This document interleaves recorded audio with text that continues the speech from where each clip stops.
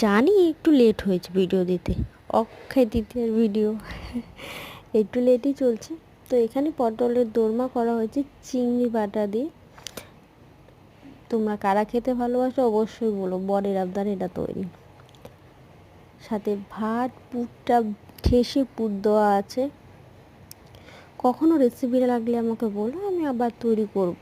কেন সেদিনকে আমার রেসিপি ভিডিও করা হয়নি, প্রচণ্ড তাড়াহুড়া ছিল, মন খারাপ ছিল বৃষ্টির জন্য। তোমাদের কোথায় কোথায় বৃষ্টি হচ্ছে বলো তো? অক্ষয় দিদি আমাকে প্রচণ্ড জ্বালিয়েছে বৃষ্টিতে।